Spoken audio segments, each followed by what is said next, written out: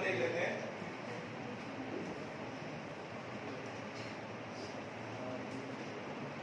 Electrolysis का probably this is the last example of electrolysis और इसके बेसिस पे क्वेश्चन देख लिया जाएगा।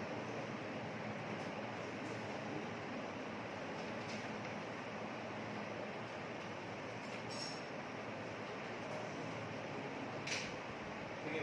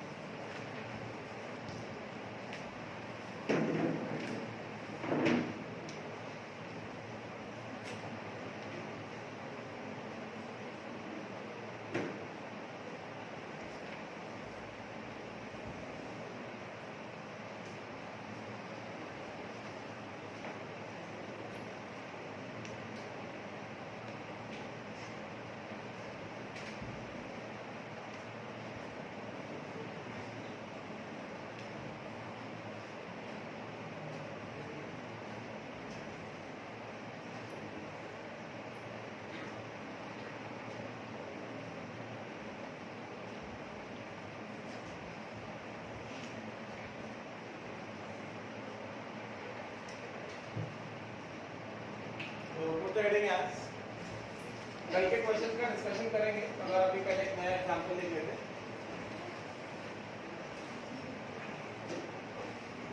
Always electrolysis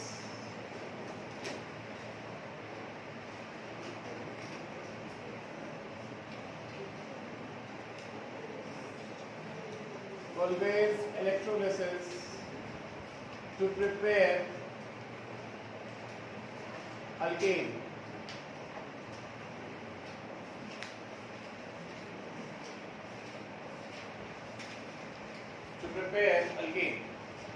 Always electrolysis to prepare alkane. ठीक है, तो बेसिकली यहाँ पे electrolysis of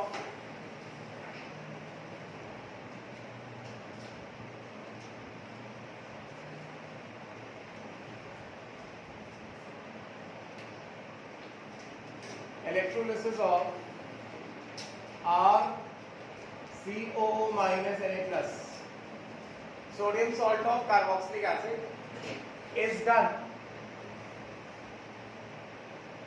to prepare an alkane RR, where R is an alkyl group. अभी nomenclature पढ़ा ना सबने? Everyone knows what alkyl group is. R is an alkyl group. समझेगा? Right. तो जैसे for example, using platinum electrodes, समझेगा? जैसे for example के तौर पे जैसे अगर हम बात करें कि to prepare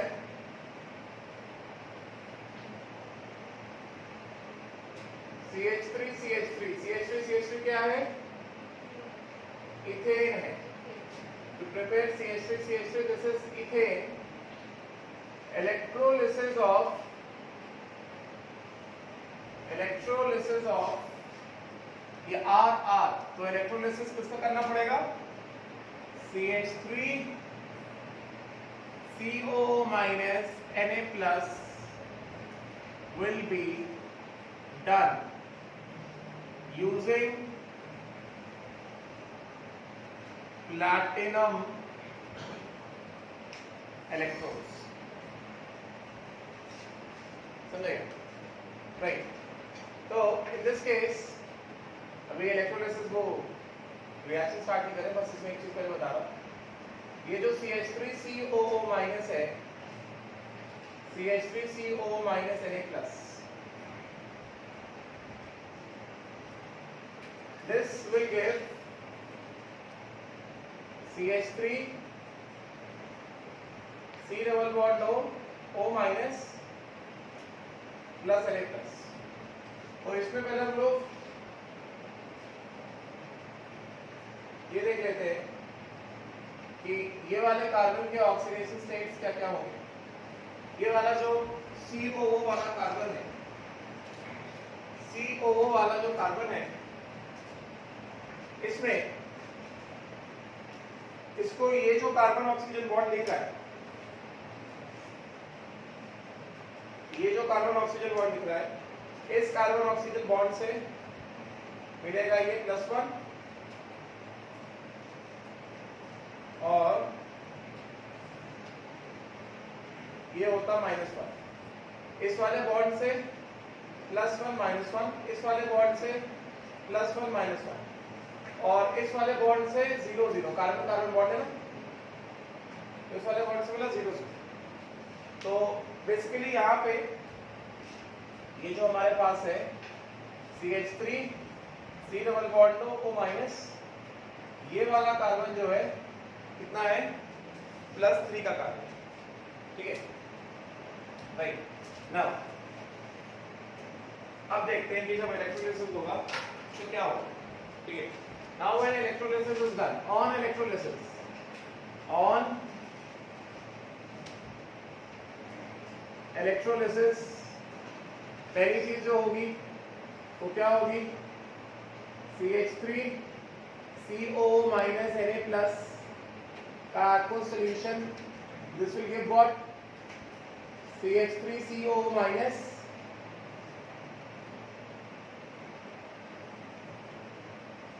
aqueous plus Na plus aqueous, and water का जो aqueous solution है, this will give H plus aqueous and OH minus aqueous, ठीक है। Now what is going to happen at anode? Anode पे क्या होगा, at प्लैटिनम एनोड हमारे पास क्या क्या है, हमारे पास है anions CH3CO minus and OH minus anions. अभी मैंने बहुत सारे एनायंस के बारे में बताया था मगर CH3CO minus के बारे में नहीं बताया, ठीक है। तो प्लैटिनम एनोड में CH3CO minus का क्या होगा, क्या बोला जाएगा, discharge potential dP of CH3CO minus is less than dP of OH minus on platinum anode। इस वजह से ऑक्सीडेशन हाफ रिएक्शन में क्या होगा, इस वजह से ऑक्सीडेशन हाफ रिएक्शन में क्या आएगा, oxidation of CH3CO minus will take place। And किस तरह से इसका ऑक्सीडेशन होगा CH3CO minus का, 2 टाइम्स ऑफ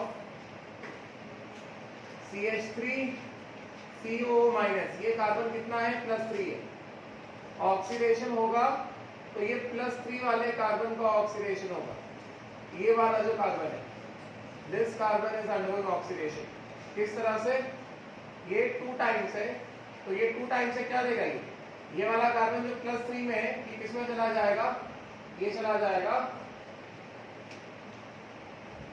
CO2 में, प्लस यहाँ पे कार्बन कितना होता है +4 होता है ना, तो एक कार्बन +3 से +4 पे आया, कितना इलेक्ट्रॉन लूज किया, एक इलेक्ट्रॉन लूज किया। सेकंड वाला कार्बन भी +3 से +4 पे आया, इसमें 2 टाइम्स लिया ना, तो +3 वाला टोटल कितने, 2 कार्बन हो गए ना, तो +3 का एक कार्बन +4 में आया, एक इलेक्ट्रॉन लूज किया, +3 का सेकंड कार्बन भी +4 में आया, एक और इलेक्ट्रॉन लूज किया, टोटल कितना इलेक्ट्रॉन लूज हुए, 2, ठीक है। सो कितने इलेक्ट्रॉन आ गए, 2 इलेक्ट्रॉन आ गए। और फिर ये CH3 का क्या होगा, दिस विल गिव CH3, ये गैस के फॉर्म में इवॉल्व होगा और ये भी गैस के फॉर्म में इवॉल्व होगा। अभी यहाँ पे ऑक्सीडेशन प्रोडक्ट क्या है, ऑक्सीडेशन प्रोडक्ट है CO2, ये ऑक्सीडेशन प्रोडक्ट नहीं है, समझे क्या? राइट, तो यहाँ पे ये जो CO2 है, this is the oxidation product. This is not an oxidation product, not an oxidation product.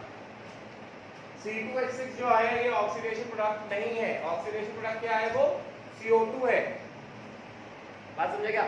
Getting? Right. और उसके बाद रिडक्शन ऑफ रिएक्शन में क्या होगा? सिंपल है, Na+ है और H+ है. राइट, तो इस केस में ऑक्सीडेशन ऑफ रिएक्शन में हम ये बता देंगे कि OH- remains in solution, ठीक है, एंड ऑक्सीडेशन हो जाएगा एसिटेट आयन का, ठीक है, while CH3CO- undergoes oxidation, ठीक है. एंड एट प्लैटिनम कैथोड क्या हो गया?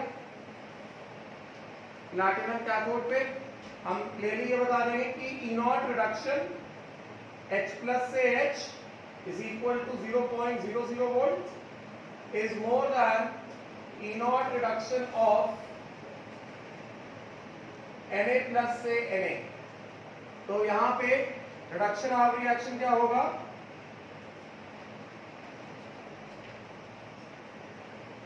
रिडक्शन ऑफ रिएक्शन क्या होगा? 2H+ plus 2 electron gives H2 gas. ये H2 क्या है? H2 है रिडक्शन प्रोडक्ट.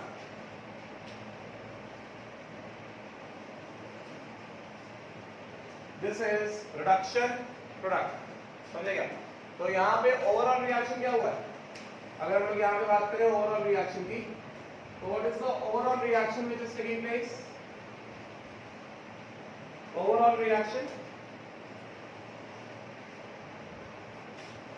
while Na+ यहाँ पे लिख सकते हैं कि Na+ remains in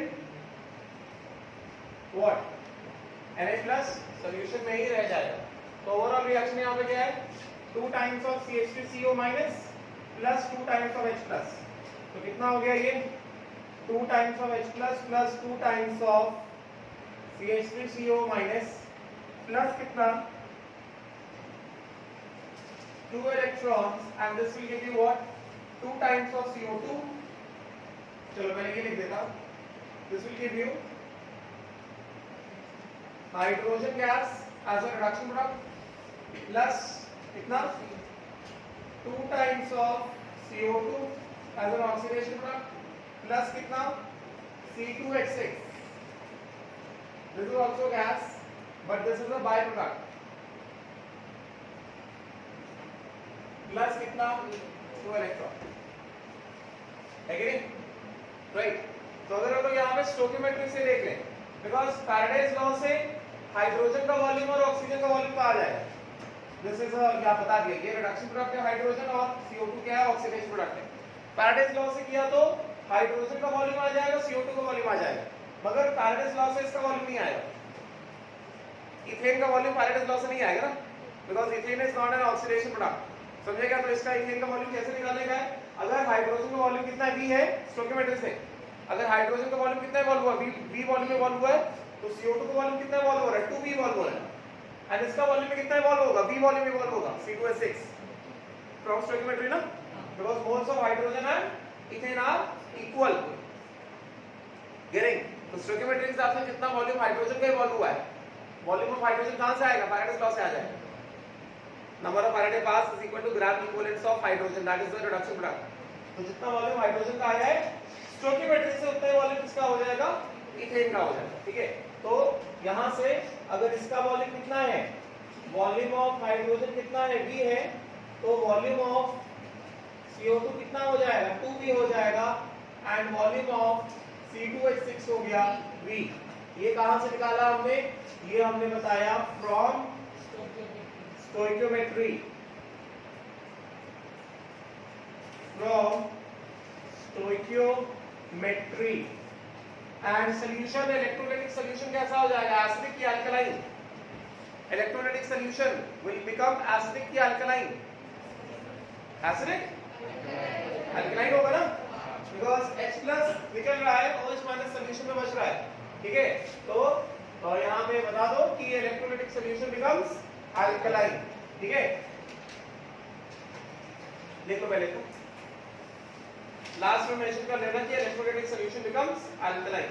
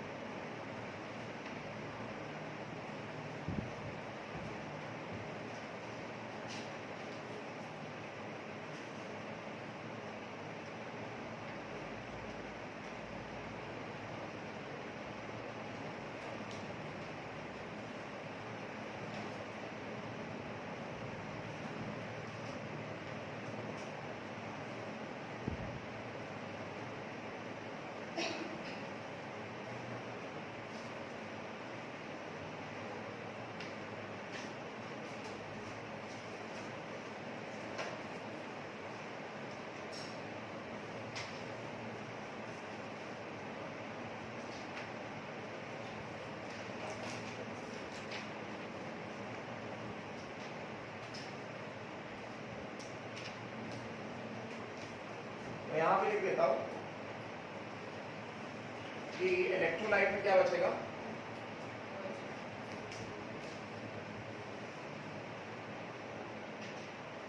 electrolyte will have Na plus OH minus, मतलब क्या NaOH, that means electrolytic solution turns alkaline, है कि नहीं? Electrolytic solution will turn alkaline.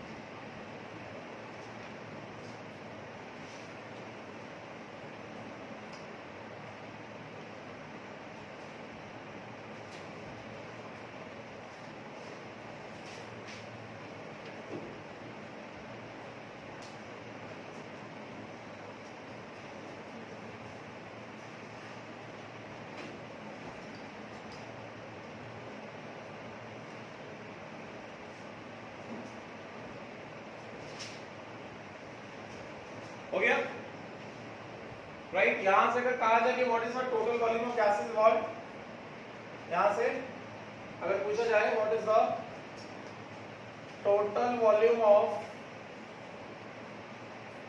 Gases involve, कितना होगा, volume of hydrogen plus volume of CO2 plus volume of ethane, है कि नहीं, right, which will be equal to कितना, volume of hydrogen V है, 2V है और V है, कितना हो गया 4VO।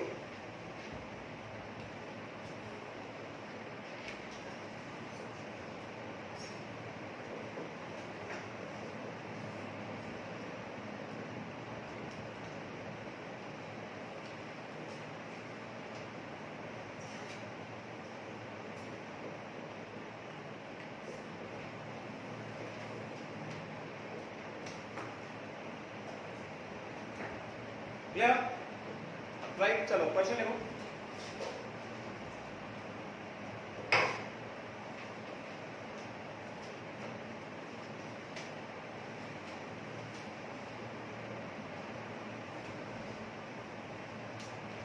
Right on the question, सबका हो गया।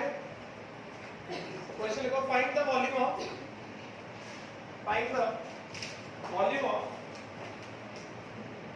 gases evolve. Write down the question. Find the volume of gases evolved and pH of the solution. Find the volume of gases evolved and pH of the solution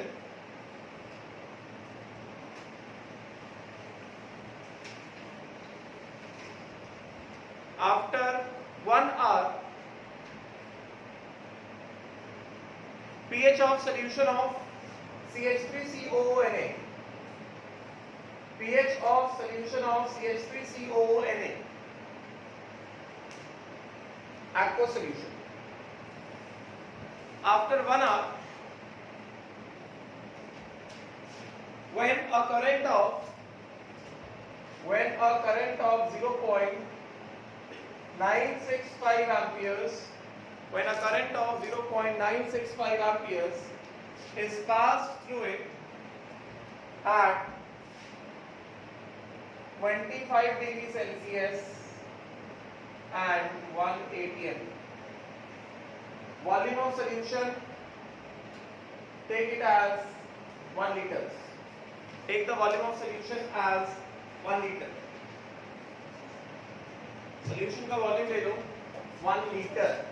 बात समझे क्या? तो जो electrolysis होगा वो मैंने पूरा यहाँ पे लिखा हुआ है, बार बार नहीं लिख रहा. इलेक्ट्रोलिसिस वाला प्रोसीजर यहाँ पे लिखा हुआ है, ठीक है. अभी सीधा सीधा कैलकुलेशन में आते हैं. इसको हटा देता हूँ. Straight away let us move on to the calculation part. तो कैलकुलेशन यहाँ पे कैसे होगा? हमें क्या क्या करना है? We have to find out the volume of gases evolved when a current of 0.965 amperes is passed through a solution of 1 liters of CH3COONA for 1 hour. And condition क्या क्या दिया गया है? Condition given is 25 degrees Celsius and 1 atmospheric pressure, 1 atm. Getting now? So we have to find out the volume of gases evolved. Electrolysis पूरा लिखा है, दोबारा नहीं लिखने वाला. तो सीधा सीधा क्या किया जाए? From Faraday's law, from Faraday law, from Faraday's law हमें पता है सोल्यूशन कैसा हो रहा है, अल्कलाइन हो रहा है ना. ये सुना. तो पहली बात, gram equivalence of OH minus in solution. OH minus का ग्राम इक्विवेलेंट जो सोल्यूशन में बच रहा है विल बी इक्वल टू कितना? Gram equivalence of hydrogen evolve will be equal to कितना? Gram equivalence of CO2 evolve will be equal to कितना? Number of Faraday pass. यही होगा, है कि नहीं? तो पहले हम लोग क्या करते हैं, हमें दो काम करने हैं. हमें पहले वॉल्यूम ऑफ गैसेस निकालना है, फिर pH ऑफ द सॉल्यूशन लेंगे. और हमें देखना है सॉल्यूशन अल्कलाइन हो रहा है, करेंगे ना? तो सॉल्यूशन अल्कलाइन हो रहा है मतलब क्या? OH माइनस आयन कंसंट्रेशन आ जाएगा, क्योंकि OH माइनस आयन सॉल्यूशन क्या हो रहा है? बच रहा है. तो OH minus ion the gram equivalence of OH minus which is remaining in the solution, this will be equal to कितना? Gram equivalence of hydrogen which is involved. And gram equivalent of hydrogen कहां से आ जाएगा? Number of Faraday पास से आ जाएगा. तो एक तरह से सॉल्यूशन में कितना gram equivalent of OH minus बच रहा है वो पता चल जाएगा हमको. ये सुना. तो एक काम करते हैं, पहले हम लोग pH वाला काम सेट कर देते हैं, उसके बाद हम लोग वॉल्यूम ऑफ गैसेस को सेट करने वाले हैं, ठीक है. तो पहले सीधा सीधा ये देख लेते हैं कि भाई कितना gram equivalent of OH minus is equal to कितना? n factor into moles of OH minus which is equal to कितना? नंबर ऑफ फैराडे पास, ठीक है. तो n factor of OH minus कितना होता है? 1 होता है into moles of OH minus. Faraday pass कितना? I into T upon 96500. Because efficiency नहीं दिया गया, मतलब जो करंट क्वेश्चन में दिया गया वही एक्चुअल करंट, समझेगा? तो ये हो गया I into T upon 96500. I कितना है? 0.965 एम्पियर्स. टाइम कितना है? 1 आवर है ना, मतलब 3600 सेकंड्स. टाइम इज 1 आवर ना, तो मतलब इट इज 3600 सेकंड्स अपॉन कितना? 96500. तो यहां से 2 जीरो कट गए, ठीक है. ये कितना हो गया? 0.965 अपॉन 965 कितना? 1/1000 हो गया ना. So this comes out to be 36/1000 मतलब कितना 36 into 10 की पावर -3 समझेगा मतलब 3.6 into 10 की पावर -2 करेगा। तो ये क्या हो गया ये हो गया मोल्स ऑफ OH माइनस जो सोल्यूशन में बच गया। तो एक बार ये आ गया हमें मोल्स ऑफ OH माइनस जो सोल्यूशन में बच गया। अभी उसके बाद क्या करने वाले हैं मोलारिटी ऑफ OH माइनस निकाल लेंगे। Yes molarity of OH minus क्या हो जाएगा moles of OH minus upon volume of solution in litres. Volume of solution कितना दिया गया 1 लीटर दिया गया करेक्ट। तो ये कितना हो गया ये हो गया 3.6 into 10 की पावर -2 अपॉन कितना 1। तो कितना आ गया 3.6 into 10 की पावर -2 लीटर्स। तो ये हमारे पास क्या आ गया ये हमारे पास आ गया मोलारिटी ऑफ OH माइनस। एक बार अपने पास मोलारिटी ऑफ OH माइनस आ गया तो इसको हम क्या कर देंगे तो ये हो जाएगा OH माइनस का कंसंट्रेशन आ गया। तो क्या कर दिया जाए POH निकाल लेंगे कितना -log to the base 10 OH minus ion concentration है कि नहीं राइट। ये कितना है दिस इज 3.6/100 है ना। इसको हम लोग कैसे सॉल्व कर सकते हैं बिकॉज 3.6/100 हो गया। तो ये आ गया हमारे पास 4 से काट दिया तो ये हो गया 0.9/25 है ना। तो ठीक है चलो तो ये कितना आ गया इसको सॉल्व करना पड़ेगा कितना हो गया माइनस लॉग का कैलकुलेशन को देखना -log to the base 10 OH minus ion concentration कितना है 3.6/100 ठीक है। इसको चलो थोड़ा हम लोग सॉल्व करते हैं। कैसे सॉल्व किया जाए इसको देखो ध्यान से देखना। इसको मैंने क्या लिखा माइनस ये हो गया log to the base 10 3.6 ठीक है। कैलकुलेशन देखना log का वैल्यू मैं तुम्हें बस log के दो वैल्यूज दे रहा हूं क्वेश्चन में। log के वैल्यूज गिवन है log to the base 10 2 is equal to 0.30 and log to the base 10 3 is equal to 0.48 और कोई वैल्यू गिवन नहीं है ठीक है। तो सब कुछ हमें 2 और 3 के टर्म्स में लाना पड़ेगा राइट। तो कितना हो गया ये log 3.6/1000 तो हमने माइनस को बाहर रखा log 3.6 minus log to the base 10 कितना 100 समझेगा राइट। तो ये कितना हो गया minus log to the base 10 हमें बस log 2 और log 3 के वैल्यू दिए गए ठीक है।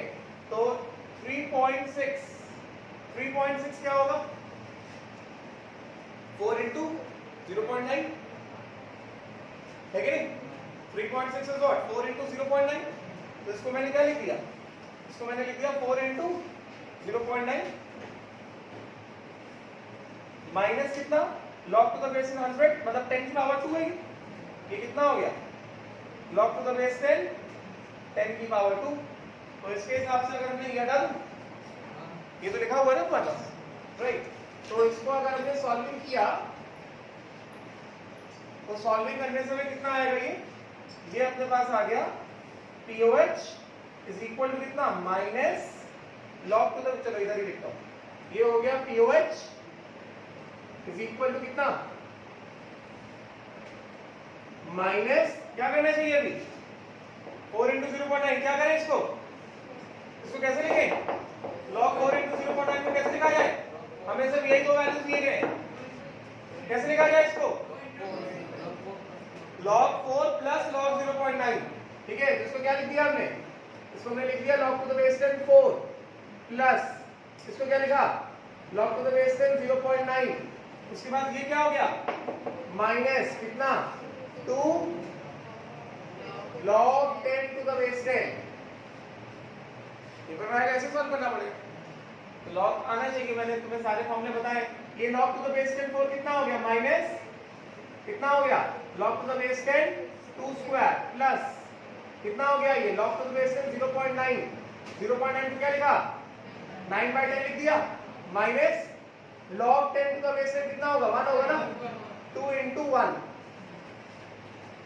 है कि नहीं। इसको क्या कर दिया 2 को नीचे आ जाएगा माइनस कितना 2 log 2 प्लस क्या लिखा है इसको, log 9 minus log to the base 10 minus 2, फिर से log 10 to the base 10 कितना हो गया, 1 हो गया ना, तो कितना आ गया ये, minus 2 log to the base 10 2 plus 9 क्या है, 3 स्क्वायर है ना, तो कितना हो गया 2 log to the base 10 3 minus ये कितना है 1 माइनस 2, समझे, अभी हो गया ना सॉल्व, कितना आ गया अभी यहां से, ये हो गया माइनस 2 इंटू कितना 0.3 प्लस 2 इंटू कितना 0.48 माइनस कितना 3, तो ये हो गया 0.6, ये हो गया 0.96, है कि नहीं, तो कितना आ गया ये 1.54, सॉरी 1.5 नहीं 0.96 है ना, तो 0.96 अगर होता 1.6 0.156 हो गया, तो ये हो गया 1.56 एंड माइनस 3, तो 3 माइनस 1 कितना हो गया 2, 2 माइनस 0.56 1.44, तो पीओएच कितना आ गया यहां से, माइनस बाहर आएगा कितना हो गया 1.44, यही आएगा, चेक कर लो जरा एक बार, दिस बिकम 0.96, 1 में से 0.04 कम, तो 1 plus 0.6 1.6, 1.6 minus 0.04 1.56, 1.56 minus 3, 3 minus 2, 2 minus 0.56 is 1.44, हाँ, और ये माइनस यहाँ पे लगा तो ये सेट हो गया, तो पीओएच हमारे पास कितना आ गया, तो पीओएच कितना आ गया, तो पीएच कितना हो गया 25 डिग्री सेल्सियस दिया ना, तो 25 डिग्री सेल्सियस पे pH plus pH is equal to कितना 14 at 25 degree Celsius, so this implies pH कितना हो गया 14 minus pOH, तो pH हमारे पास कितना आ गया 14 minus 1.44, कितना हो गया ये 14 minus 1 13, 12.56, pH का वैल्यू आ गया 12.56, समझ गए, राइट, तो हमने पीएच निकाला है, फर्स्ट पार्ट हमारा हो गया, इसको कर लो जल्दी से, फिर वॉल्यूम ऑफ गैसेस,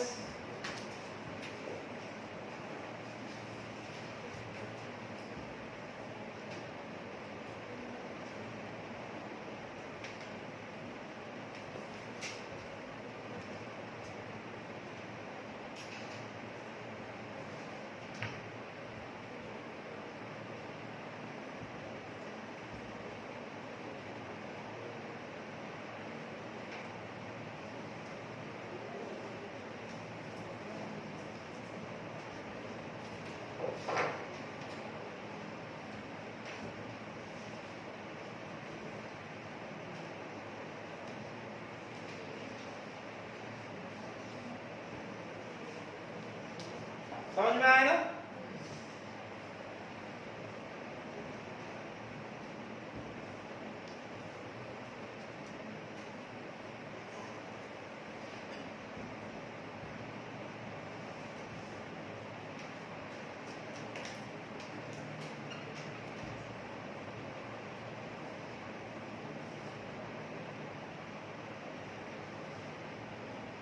ये हो गया, तो अगला वाला पार्ट करो, find the volume of gases what start with, मैंने सिखाया होगा, कंडीशन एसपी नहीं दी गई है, कंडीशन चेंज हो गई है, 25 डिग्री सेल्सियस पे 180 दिया गया है, तो एसटीपी पे नहीं निकालना है, इस वाले कंडीशन पे निकालना है,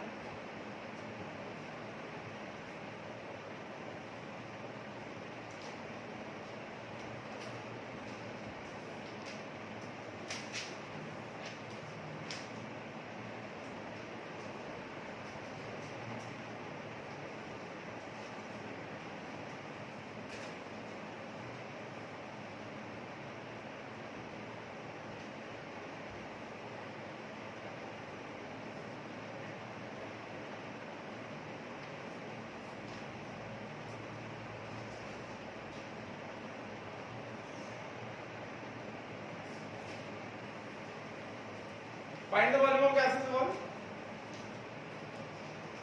कैसे करने वाला गैसेस के लिए,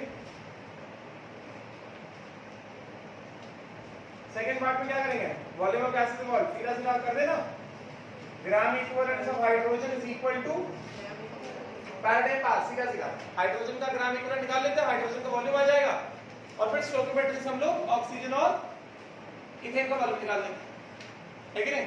सो gram equivalence of hydrogen is equal to कितना, Faraday pass, gram equivalence of hydrogen कितना हो गया, volume of hydrogen upon equivalent volume of hydrogen, Faraday pass कितना है, I into T, मतलब I कितना है 0.965 into T, 1 hour है मतलब 3600 seconds अपॉन कितना 96500 which is 36 by 1000, this is equal to कितना, volume of hydrogen upon equivalent volume of hydrogen. अभी इक्विवेलेंट वॉल्यूम ऑफ हाइड्रोजन क्या आएगा, इक्विवेलेंट वॉल्यूम ऑफ हाइड्रोजन कैसे आएगा, इक्विवेलेंट वॉल्यूम ऑफ हाइड्रोजन कैसे आएगा, molar volume by n factor, n factor of hydrogen कितना होता है, 2 होता है ना, लिखा हुआ है ना question, 2H+ + 2 electron gives H2, तो एक मोल हाइड्रोजन कितना 2 मोल्स इलेक्ट्रॉन, तो n फैक्टर ऑफ हाइड्रोजन तो 2 हो गया, तो मोलर वॉल्यूम ऑफ हाइड्रोजन कैसे आएगा, कितना लिया जाएगा मोलर वॉल्यूम, 22.4 लीटर लेने वाले क्या, 22.4 लीटर लेंगे क्या, नहीं ना, क्यों नहीं लेंगे 22.4, क्योंकि 22.4 litres is the volume of 1 mole of gas only at STP, यहां पे एसटीपी का कंडीशन दिया है क्या, ये एसटीपी का कंडीशन है क्या, this is not the condition at STP, समझे क्या, गेटिंग, तो equivalent volume will be equal to कितना, molar volume of hydrogen upon n factor of hydrogen है 2, तो मोलर वॉल्यूम ऑफ हाइड्रोजन कैसे आएगा, at 25 degree Celsius and 1 atm, क्या करने वाले हम लोग, we'll find out the molar volume, molar volume of a gas is equal to R into T by P, R कितना लेना है, प्रेशर है atm में, वॉल्यूम आएगा लीटर्स में, टेम्परेचर होगा केल्विन में, तो R कितना होगा 0.0821 litre atmosphere per mole per kelvin, है कि नहीं, यही होगा ना आपका वैल्यू, गेटिंग, तो यहाँ पे प्रेशर R का वैल्यू कितना लेना है हमें, इधर पे लिख देता हूं,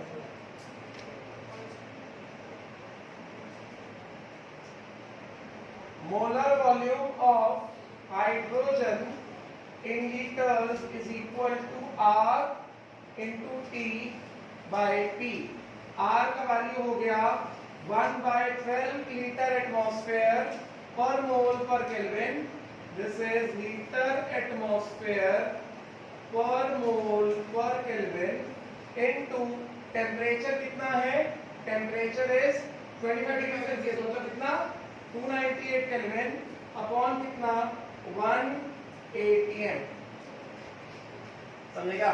तो यहां से अपने पास मोलर वॉल्यूम ऑफ हाइड्रोजन कितना आ गया, मोलर वॉल्यूम ऑफ हाइड्रोजन अपने पास आ गया 298 by 12,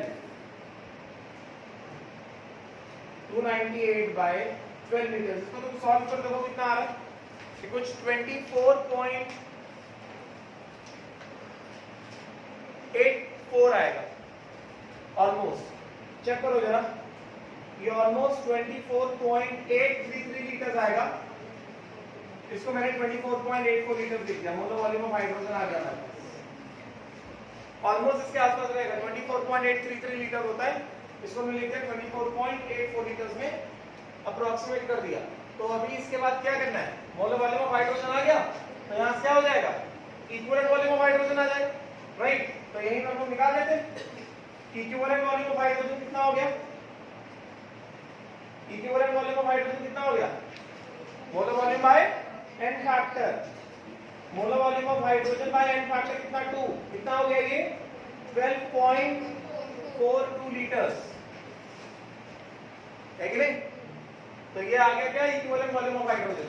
तो अभी यहां से हमारे पास ये हटा दो, सीधा सीधा कैलकुलेशन में आ जाएगा volume of hydrogen upon equivalent volume of hydrogen, equivalent volume of hydrogen कितना हो गया 12.42 लीटर्स इज इक्वल टू कितना 36/1000,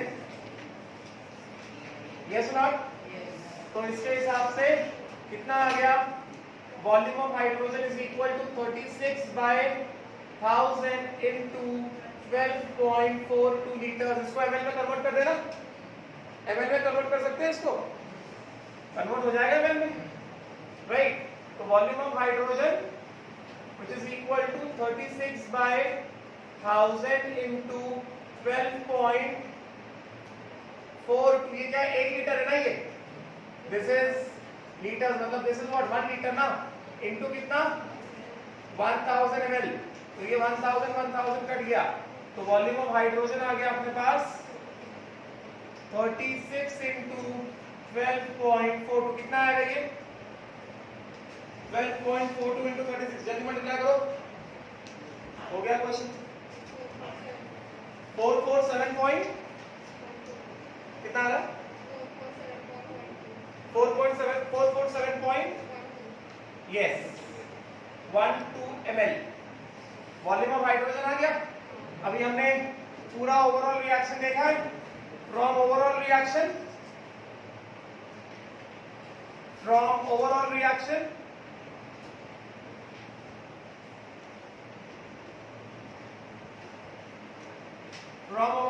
में दिख रहा है वॉल्यूम ऑफ हाइड्रोजन V है, तो वॉल्यूम ऑफ CO2 कितना होगा 2V होगा, एंड वॉल्यूम ऑफ C2H6 होगा कितना V, तो टोटल वॉल्यूम कितना हो गया V plus 2V plus V कितना हो गया 4V, तो कितना आ गया 4 into 447.12 ml, this will come out to be 1.778 liters, which is roughly equal to 1.8 liters। ये ml में था, इसको मैंने कन्वर्ट कर दिया लीटर्स में, मल्टीप्लाई कर लो ना, 447 into 4 1778 आएगा, इसके आसपास रहेगा।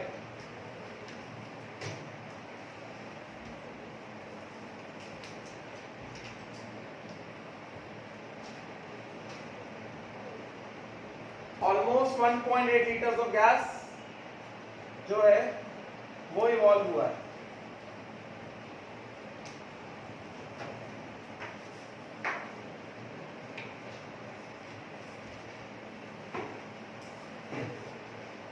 मेरे हिसाब से क्लियर हुआ हो गया।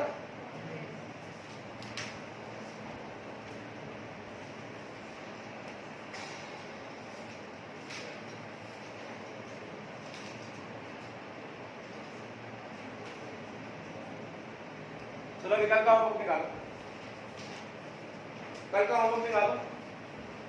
कल मैंने क्वेश्चन नंबर 14 तक डिस्कशन पूरा हो गया था, उसके बाद क्वेश्चन नंबर 18 19 का भी डिस्कशन हो चुका है। डिस्कशन के बचा है हमारे पास 15 16 17 एंड 20, 4 क्वेश्चन बचे, है कि नहीं? किया है काम? डाउट पूछे जल्दी से। 15 16 17 एंड क्वेश्चन नंबर 20 17 में डाउट है, ये हो गया सबका? समझ में आया क्वेश्चन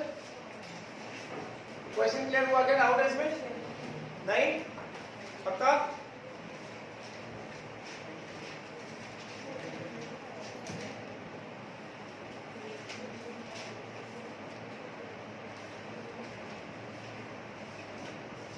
चलो 15 16 हुआ क्या? क्वेश्चन नंबर 15 16 हो गया। कितने लोगों ने सॉल्व किया है? ईमानदारी से बताना। नहीं किया? क्यों? कितना रह गया? ये काम तो मैंने परसों दिया,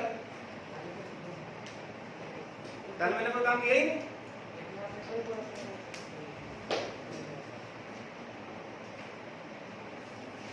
कितने लोगों ने किया रेजर हैंड्स प्रॉपर्ली?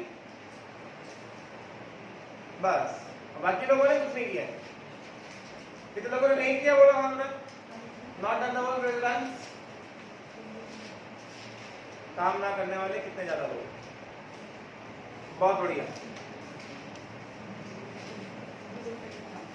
तो will discuss question number 17। Question number 17 कहता है कि after electrolysis of sodium chloride solution with inert electrodes for a certain period of time, 600 ml of the solution which was left behind was found to be 1 normal in NaOH. Electrolysis of NaCl किया कुछ समय के लिए, तो जो 600 ml solution बचा it was 1 normal in NaOH। तो हमें पता है कि जब NaCl का इलेक्ट्रोलिसिस किया जाता है तो क्या होता है, Na+Cl- एंड वाटर क्या देता है, H+OH-। एनोड पे क्या जाएगा, Cl- का ऑक्सीडेशन होगा, Cl2 बन के निकलने वाला है और OH- सॉल्यूशन में बच जाएगा, ठीक है नहीं। और कैथोड पे क्या होगा, H+ और Na+ में H+ का रिडक्शन होगा, Na+ सॉल्यूशन बच जाएगा। तो NaOH पूरा बन जाता है सॉल्यूशन में और सॉल्यूशन कैसा हो जाता है, अल्कलाइन हो जाता है। तो वही जितना OH- बच गया है उसका कंसंट्रेशन दिया है NaOH के फॉर्म में। तो यहां से हमें NaOH का क्या मिल गया, 1 नॉर्मल दिया गया ना, वॉल्यूम दिया गया 600 ml। तो यहां से हम लोग क्या निकाल सकते हैं, OH- का नॉर्मेलिटी 1 है और वॉल्यूम कितना है, 0.6 लीटर है। तो OH- के ग्राम इक्विवेलेंट निकाल लेंगे। एक बार OH- के ग्राम इक्विवेलेंट्स आ गए तो gram equivalents of OH- which is remaining in the solution is equal to कितना, gram equivalent of hydrogen evolve which is equal to number of Faraday pass. तो नंबर ऑफ फैराडे पास आ जाएगा। फिर कहा जा रहा है कि इतने सेम समय में during the same period 31.75 grams of copper was deposited in the copper voltmeter in series with the electrolytic cell। तो इसी इलेक्ट्रोलाइटिक सेल के साथ सीरीज में कॉपर का डिपोजिशन हो रहा था। मतलब जितना फैराडे पास NaCl में हुआ है उतना ही फैराडे पास किसमें हुआ है, कॉपर में हुआ है, ठीक है। Calculate the percentage theoretical yield of NaOH obtain. तो हमको यहाँ पे percentage theoretical yield of NaOH को कैलकुलेट करना है।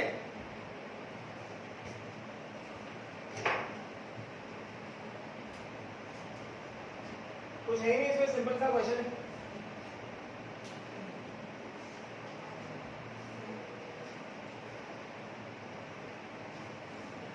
अभी आप काम नहीं करोगे मतलब आप कुछ नहीं सीखने वाले। मैंने सिंपल बता दिया, आप अपना समय और अपने घर का पैसा खराब कर रहे हो बस। If you are not doing the work, you are simply wasting your time and your money, nothing else. To be very clear. तो क्वेश्चन कह रहा है कि after electrolysis of sodium chloride will inner electrode for a certain period of time 600 ml of solution which was left behind was found to be 1 normal in NaOH। तो इस case में अगर NaCl के aqueous solution का electrolysis किया जाता है, electrolysis of NaCl aqueous solution ये रहता है Na+Cl-। This is question number 17। And water aqueous solution में वाटर भी है तो वो क्या देगा, वो देगा H+ and OH-। ठीक है। तो यहाँ पे एनोड पे हमें पता है क्या हो जाएगा, इनर्ट है जैसा सवाल में दिया गया है, 2Cl- gives Cl2+ 2 electron while OH- remains in solution। OH- solution में बच जाएगा। और कैथोड पे क्या होगा, कैथोड पे जाएगा 2H+ plus 2 electron gives H2 gas while Na+ solution में बच जाएगा, Na+ remains in solution। तो इसका मतलब क्या हो गया, इलेक्ट्रोलाइट में क्या होगा, इलेक्ट्रोलाइट में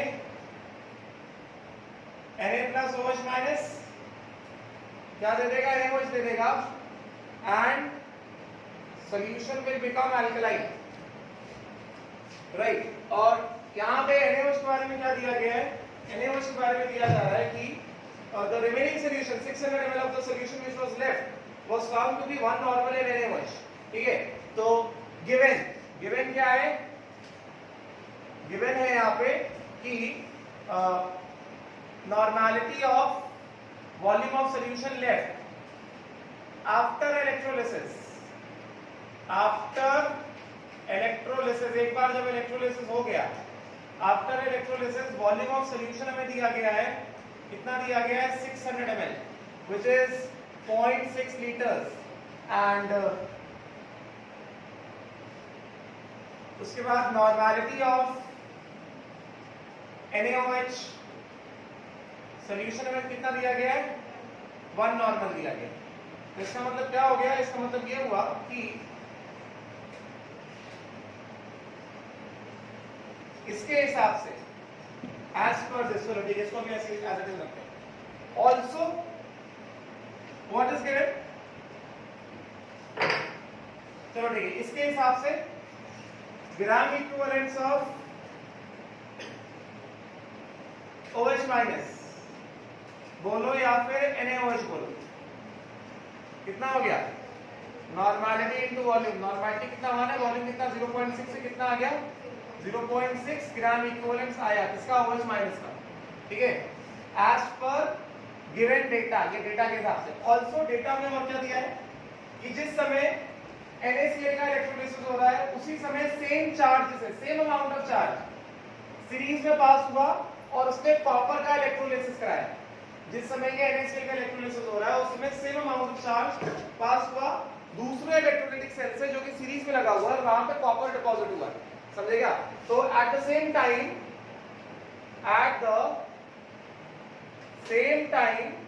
क्या कहा जा रहा है? ये कहा जा रहा है कि 31.75 grams of copper got deposited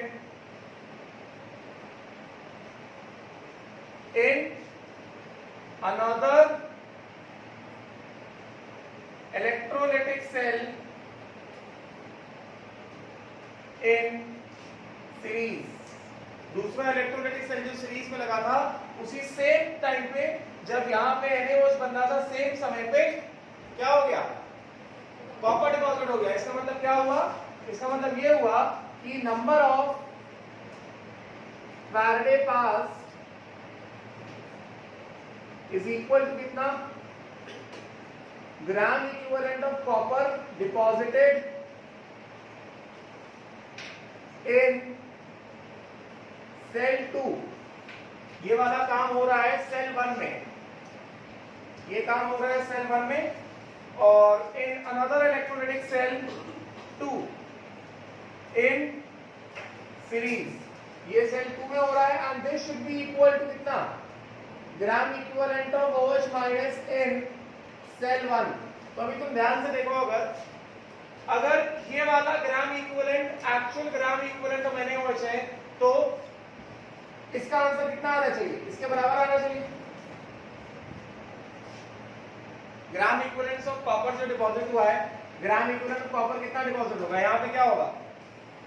copper +2 electron gives copper ना, तो ग्राम इक्विवेलेंट ऑफ कॉपर कितना डिपॉजिट होगा? Mass of copper deposited upon equivalent mass of copper कितना हो गया? ये दिस इज कितना? 31.75 upon equivalent mass of copper क्या होगा? Molar mass of copper 63.5 by 2। यहाँ पे बता देते हैं कि इक्विवेलेंट मास ऑफ कॉपर कितना हो गया? 63.5 बाय 2 व्हिच इज कितना? 31.75। कितना आ रहा है? 1 ग्राम इक्विवेलेंट आ रहा है। यस ना? यहाँ पे 1 ग्राम इक्विवेलेंट कॉपर डिपॉजिट हो रहा है, इसका मतलब क्या हुआ? टोटल कितना? 1 फैराडे पास हुआ है कि नहीं?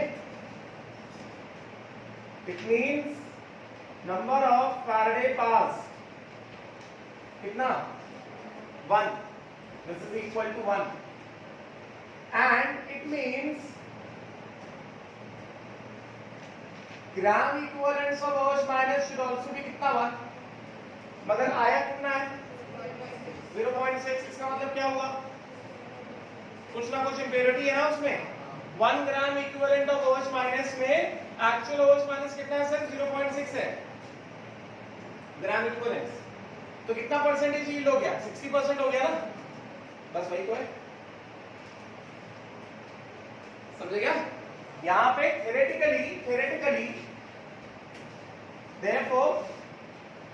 theoretically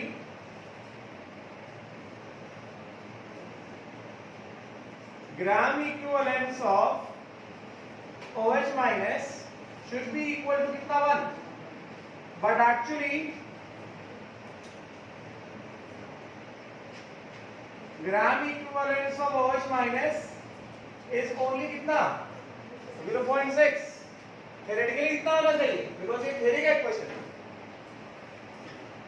अगर एक्चुअली कितना है? सिर्फ 0.6 है, इसका मतलब क्या हो गया? परसेंटेज यील्ड कितना हो गया 0.6 बाय 1 इंटू 100 कितना आ गया 60% आ गया।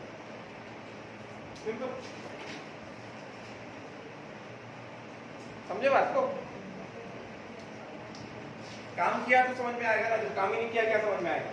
बैठे हो गधे के जैसे, गधे के नीचे।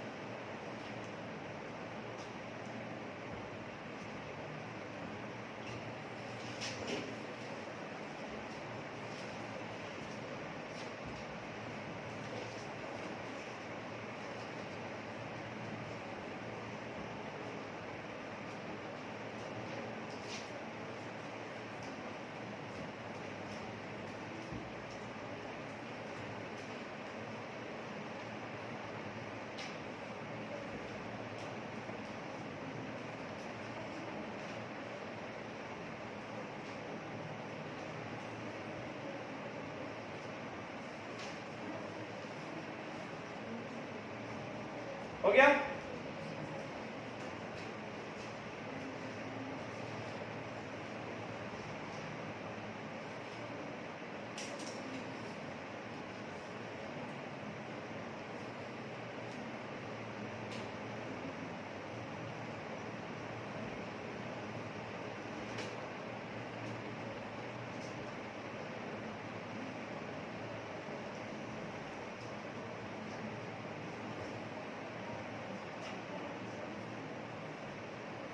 डन क्या? Now 50 and 16 में कोई डाउट है क्या? Any doubt in question number 15 and 16? नहीं? फिर बचा क्या? क्वेश्चन नंबर 20 बचा। 20 में डाउट होगा? ठीक है चलो। अब ये कौन सा केस है? ये इलेक्ट्रो रिफाइनिंग का केस है ना? This is the case of electro refining ना? क्या समझाया था इलेक्ट्रो रिफाइनिंग में मैंने? कि जो इम्प्योर मेटल होता है उसको एनोड बना देते हैं एंड जो thin sheet of pure metal होता है उसको क्या करते हैं? कैथोड बना देते हैं। और फिर जब रिफाइनिंग होता है तो एनोड ऑक्सीडाइज होता है, उसके जो इम्प्योरिटीज होते हैं, जो रिएक्टिव मेटल इम्प्योरिटीज होते हैं वो सॉल्युबल फॉर्म में आ जाते हैं, जो लेस रिएक्टिव मेटल इम्प्योरिटी होते हैं वो एनोड मड के फॉर्म में कलेक्ट हो जाते हैं, और जो प्योर मेटल होता है एनोड में वो ऑक्सीडाइज होकर कहां पे जाके डिपॉजिट होता है? कैथोड पे। तो मतलब उस केस में मास ऑफ एनोड डिक्रीज होता है, मास ऑफ कैथोड इंक्रीज होता है, राइट। तो यहां पे कहा जा रहा है कि assume that impure copper contains iron, gold and silver as impurities. ठीक है। After passing a current of 140 amperes for 482.5 seconds, the mass of anode decreased by 22.26 grams and the mass of cathode increased by only 22.011 grams. अभी तुम यहाँ पे देखो anode का मास कितना decrease हो रहा है? 22.26 ग्राम से डिक्रीज हो रहा है, मतलब डिक्रीज ग्रेटर मैग्नीट्यूड से हो रहा है और इंक्रीज एनोड कैथोड का मास उतने अमाउंट से नहीं हो रहा है, समझे क्या? तो हमसे कहा जा रहा है कि estimate the percentage of iron and copper which are originally present. तो क्या होगा इसमें? मैंने जो थ्योरी समझाया था उसके बेसिस पे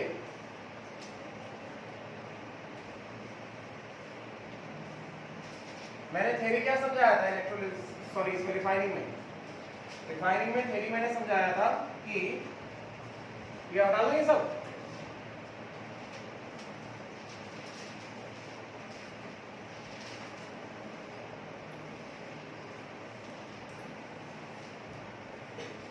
रिफाइनिंग में थ्योरी समझाया था कि what happens in electrolytic refining? This is question number 20. This is the case of electrolytic refining. यहां पे क्या हो रहा है? यहां पे एनोड जो है क्या है? एनोड यहां पे है इम्प्योर कॉपर, मतलब इसके पास क्या क्या है? कॉपर है, आयरन है और गोल्ड एंड सिल्वर है। ठीक है, आयरन है, गोल्ड है और सिल्वर है। तो ये जो गोल्ड एंड सिल्वर है, they will form what? They will form, they are less reactive impurities. समझाया इसका पूरा? They are less reactive impurity and they will form what? Anode mud. ये एनोड मड फॉर्म कर लेंगे। एंड ये जो iron है, this is a reactive impurity,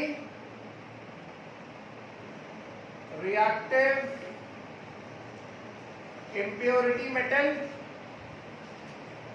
This enters the solution in oxidized form as Fe+2। बताया था जो reactive impurities होते हैं, रिएक्टिव इंप्योरिटी वाले जो मेटल होते हैं वो सॉल्यूशन में कैटायंस के फॉर्म में एंटर करते हैं। गेटिंग ना? And copper anodic material, anode material, एक बार रिफाइनिंग वाले नोट्स खोलो, देखो जरा, आपको बताया मैंने, anode material gets oxidized. Theory है, रिफाइनिंग का थ्योरी तो पढ़ो एक बार। रिफाइनिंग का थ्योरी नहीं पढ़ोगे तो कैसे होगा? जो लोग काम नहीं किए उनका पढ़ना लिखना बेकार है, वो ना पढ़े, कॉपी किताब बंद करके सो जाए, फालतू लोग एकदम से।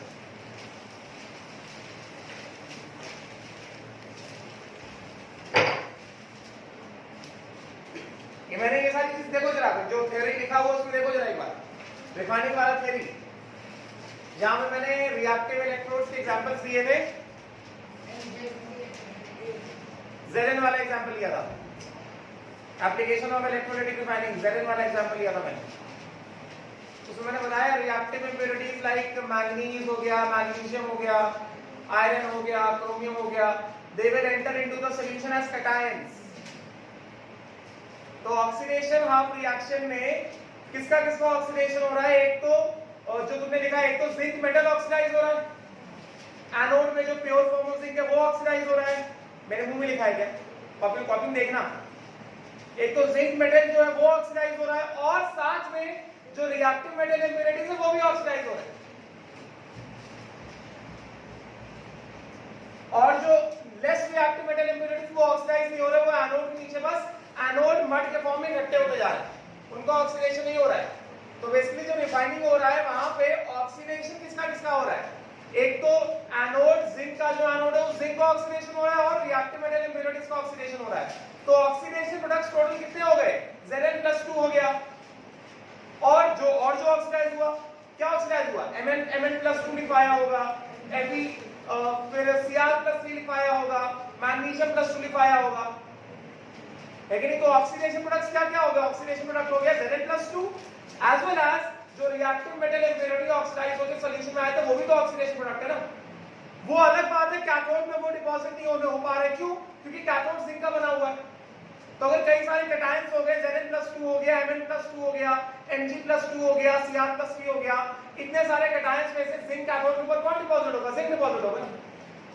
मगर ऑक्सीडेशन प्रोडक्ट्स में तो जिंक ऑक्सीडाइज हो रहा है और जो रिएक्टिव मेटल इंप्योरिटीज वो सब ऑक्सीडाइज हो रहे हैं। और उसी तरह यहाँ पे भी हो रहा है। यहाँ पे हमारे पास इम्प्योर कॉपर का हमने एनोड बनाया है और उस इम्प्योर कॉपर में कॉपर है और आयरन है, गोल्ड और सिल्वर है। तो गोल्ड और सिल्वर कैसे हो गए? लेस रिएक्टिव इंप्योरिटी हो गए, they will form anode mud. मैंने लिखाया था anode mud comprises of gold, silver, platinum. लिखवाया था ना, anodic mud comprises of gold, silver and platinum. तो ये दोनों क्या कर लेंगे, ये तो एनोडिक मड बना लेंगे, they will not undergo any kind of oxidation. getting a less reactive impurity है, they are less reactive impurity, not oxidized, they are not oxidized। Oxidation किसका होगा, जो रिएक्टिव इंप्योरिटी इसका ऑक्सीडेशन होगा, और इसका ऑक्सीडेशन होगा, इस एनोडिक मटेरियल का ऑक्सीडेशन होगा, है कि नहीं। तो टोटल ऑक्सीडेशन बेटा कितने हो गए, कॉपर +2 हो गया और Fe+2 हो गया। इसका मतलब क्या हुआ, इसका मतलब ये हुआ कि oxidation of reaction at anode. चलो मैं यहाँ पे इलेक्ट्रोलाइटिक सेल बना देता हूँ, इलेक्ट्रोलाइटिक सेल बना के यहाँ पे ऐसा दिखा देता हूँ।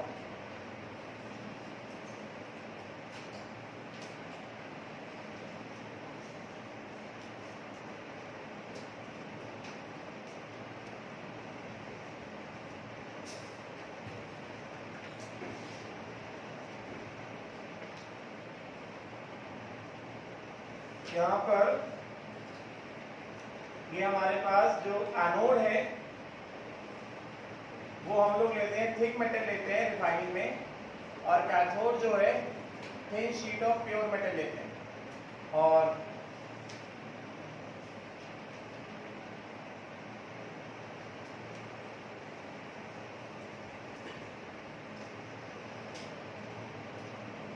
यहाँ पे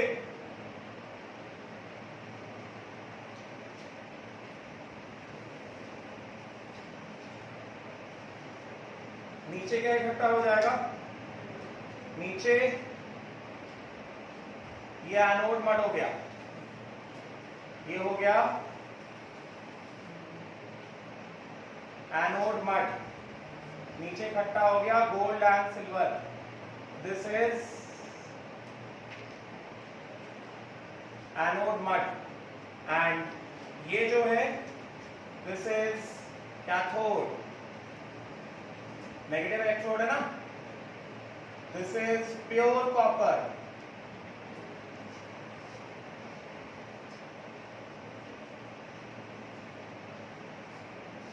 फिर ये क्या है, ये है anode, this is impure copper, और यहां पे क्या क्या हो रहा है, इसके पास गोल्ड सिल्वर है वो तो नीचे इकट्ठे हो गए, और यहाँ पे ऑक्सीडाइज होकर क्या क्या आएगा, यहाँ पे ऑक्सीडाइज होकर के यहाँ से इससे निकलेगा ऑक्सीडेशन से Fe+2, और क्या निकलेगा, कॉपर+2, तो 2 कैटायन निकले ऑक्सीडेशन से, Fe+2 निकला है और कॉपर+2 निकला है।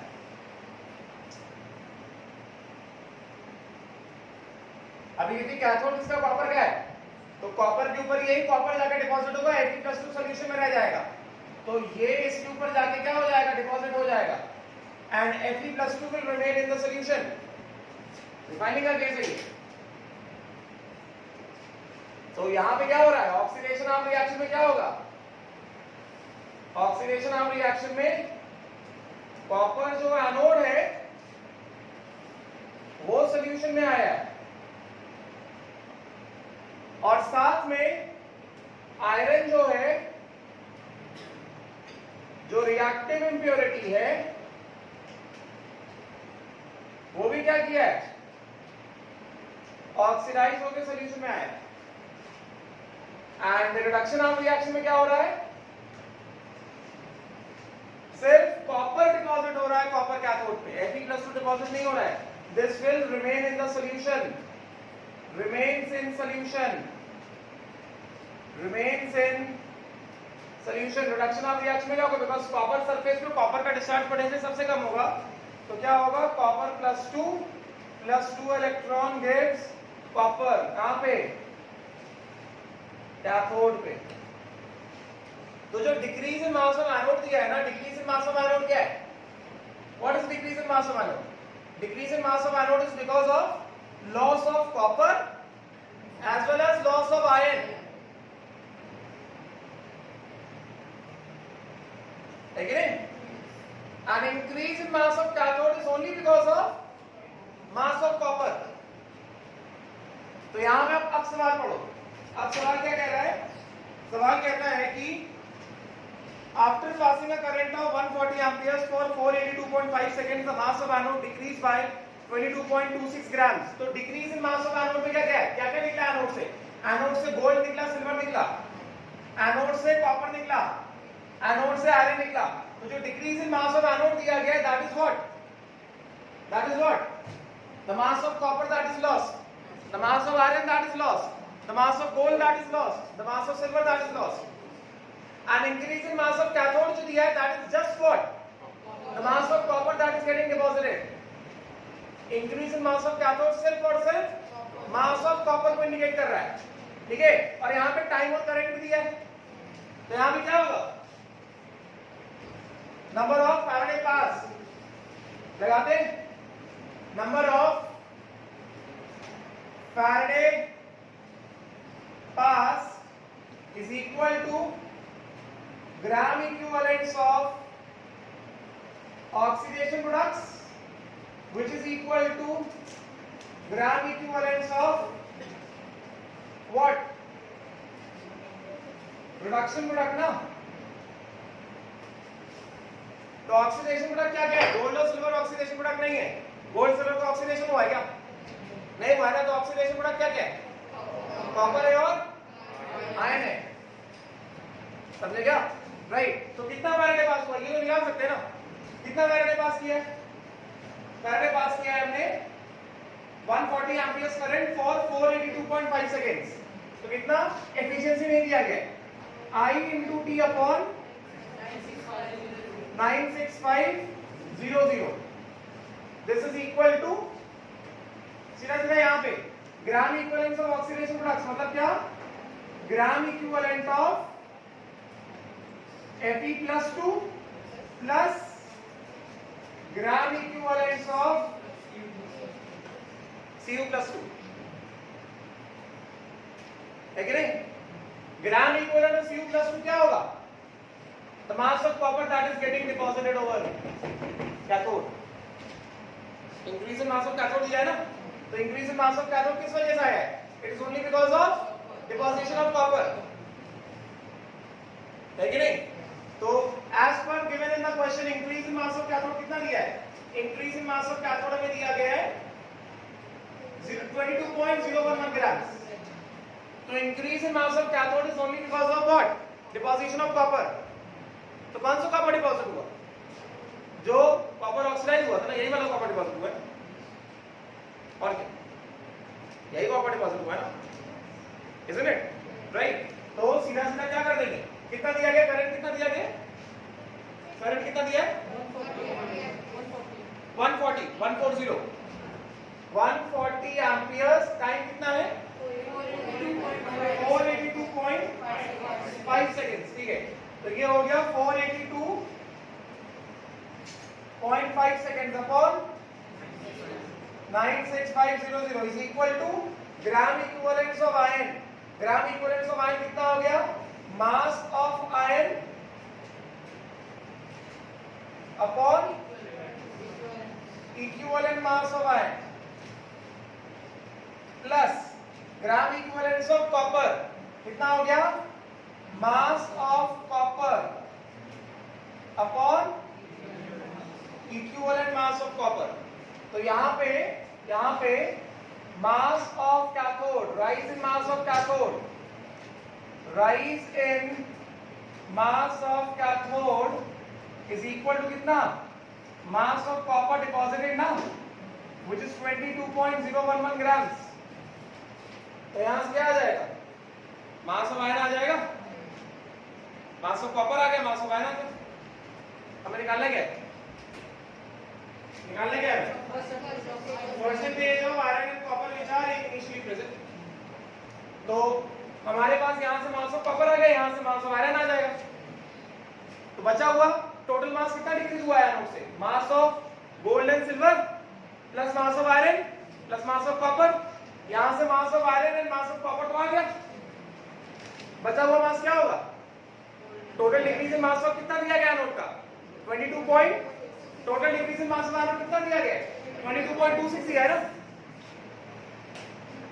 तो amount of gold and silver जो निकला वो भी पता चल जाएगा। हमें क्या चाहिए, estimate the percentage of iron and copper which are initially present.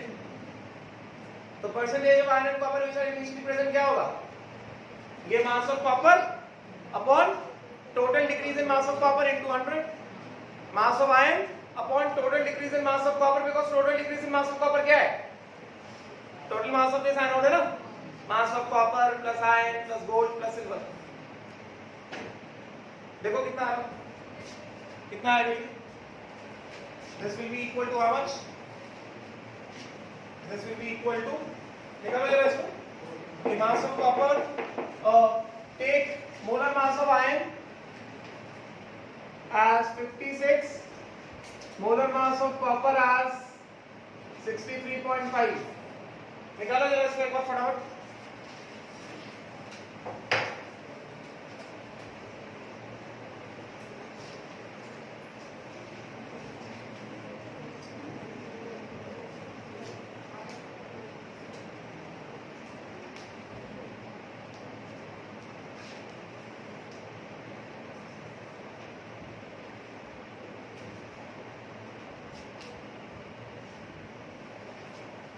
Mass of copper जो डिपॉजिट हुआ वो पता है हमें, ये हो गया 140 इंटू 482.5 अपॉन 96500। मतलब अभी अपने आप से कर लोगे क्या, परसेंटेज ऑफ आयरन कितना हो गया, मास ऑफ आयरन अपॉन यहां पे क्या लिख रहा है, मास ऑफ एनोड जो डिक्रीज हुआ है, this is equal to mass of copper plus mass of iron plus mass of gold plus mass of silver. तो इसका मतलब क्या, परसेंटेज ऑफ आयरन क्या होगा, mass of iron upon mass of anode into 100, and percentage of copper क्या होगा, mass of copper upon mass of anode into 100। Check कर लेना एक बार, टाइम हो गया है, ठीक है, can just check it on your,